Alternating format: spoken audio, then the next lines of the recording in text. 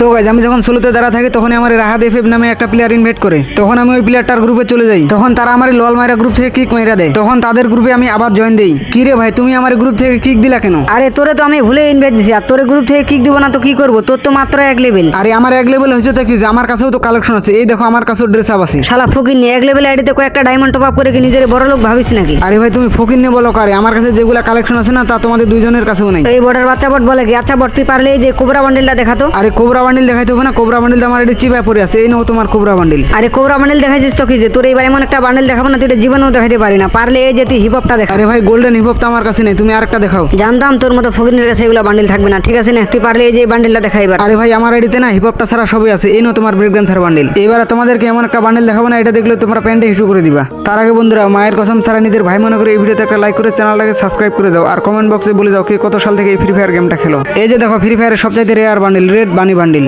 আরে ভাই red bunny তো আমাদের কাছে নাই।